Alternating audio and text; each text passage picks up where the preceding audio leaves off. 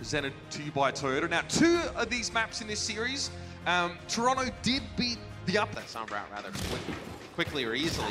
So I think the EMP is going to come in here, and then you're going to see, maybe a minefield. The EMP connects here onto 4 players, Yakpung especially. That's nasty to catch him up with that one of Fusions now. Comboing with the EMP quite impressively. That's the hook we're looking for. And Ivy is removed. Extra damage, you gotta leave him asleep. Toronto move back onto the point now. Yakpung hacked and by the grenade. Not much you can really do about that. RCK lingering to get a bit of extra damage and continue to pressure the enemy main tank. Color Hex has gone down. Envy wins that duel out. Now here's the EMP. It actually only catches I'm37 here, and yes, he goes down. But there's more work to be done, and Ivy starting to bring things back now for the Defiant. Pulse bomb connecting, and Aim got missing. RCK low, and he's taken down. Another one for Ivy. The trace of work really starting to come into the fold now. And the Toronto Defiant look to clean up this fight. Envy has to abscond via Translocator, but it's a recall was used by Color Hex now. He has nowhere to run. And the Toronto Defiant let it stretch out a bit, but sure. There's squishy targets to one-shot here, but getting either of the supports would be huge. Yeah, Yakpung just wants to go in and just cause some chaos, right? Just go right through people. That'll be the Coalescence. EMP as well that comes out, so the Coalescence is taken away as Toronto's flipped the point. Yeah, Boston Uprising's composition kind of demands that they play together. So they did just that. They played off the point and let Toronto sort of take it back midway through the fight. Now Toronto using that against the Uprising.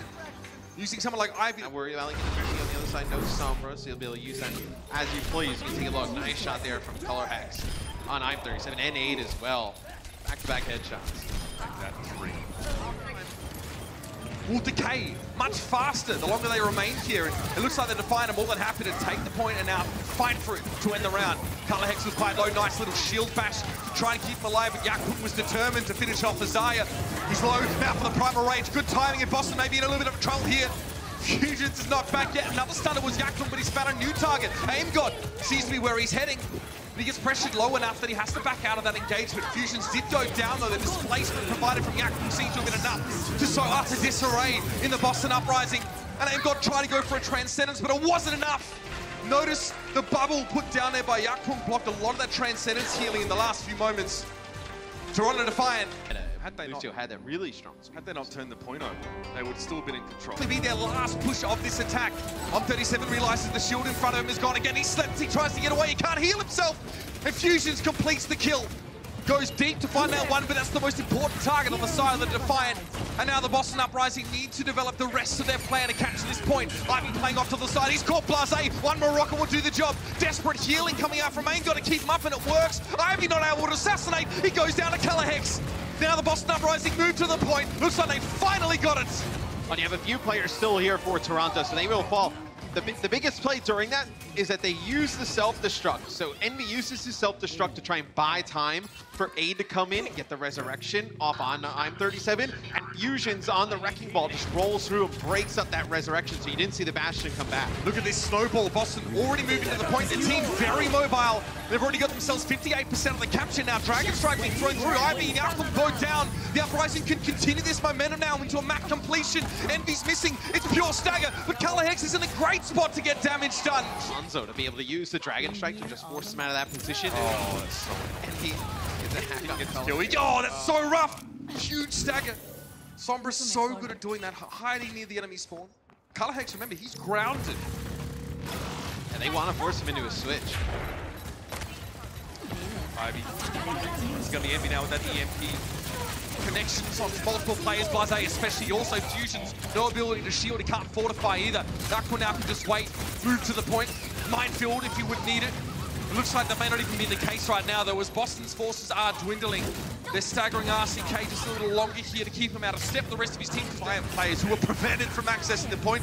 Color Hex, well, okay, gets himself a nano boost here. He needs to get his hands a little bit dirty, fly maybe a little bit closer to the ground. Barrage from Ivy with Color Hex responds with one of his own.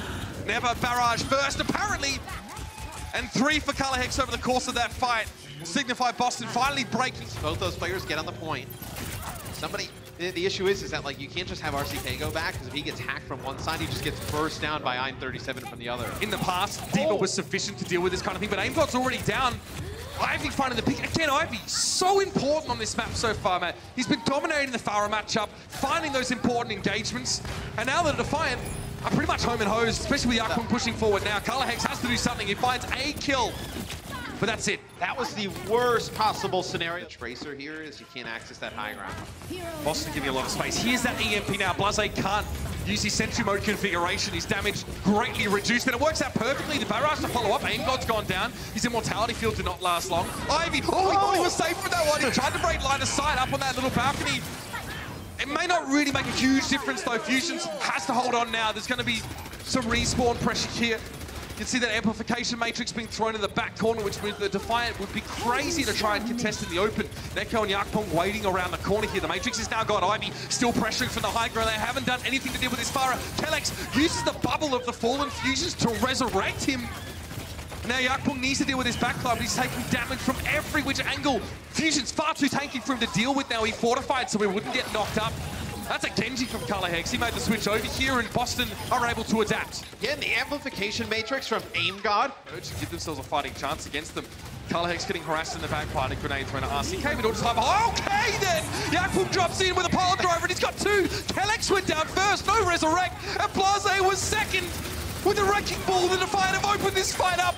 In a flash, it was over. In a flash, the map was the Defiance.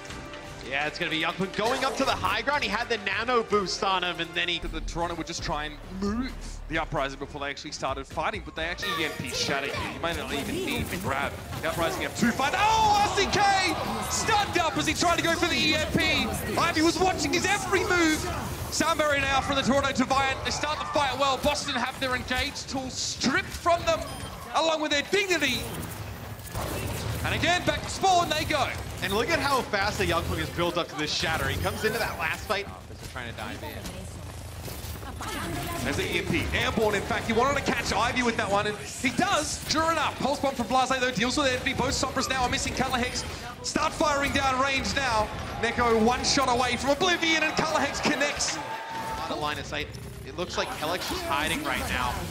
Now, you know, he actually does not get hit by that, so they get the... Oh, that's still huge, though. Ivy drops in for three. Yes, the Immortality Field was up, but again, there was no healing. The healers were EMP'd as well. The Defiant can just walk in and take that one. Payload, we're going to keep coming for it here. He gets Nano Boost from the Zarya, doing an extremely large amount of damage to Fusions with the Shatter. He finds two, and that's enough. In fact, it was three. Envy knocked down. Binding Grenade on Human Aid also was knocked over the edge for Ivy.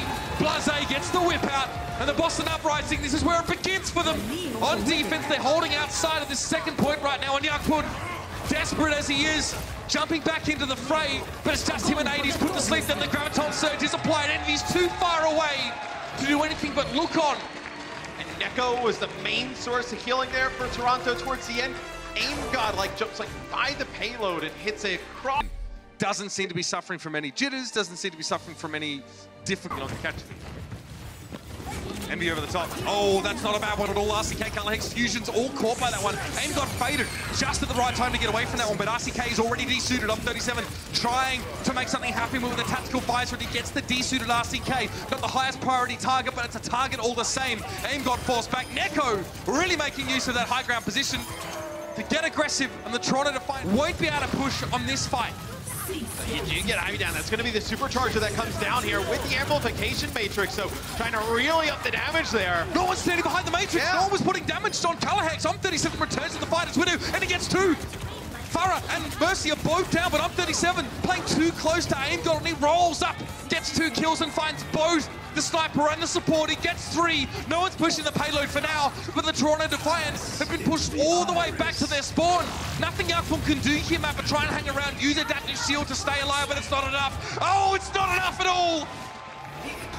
Map number 5 has been conferred to the Uprising once more. I feel like Blase's been a big difference maker out of the hero. I mean, yeah, switching towards for the consistent damage.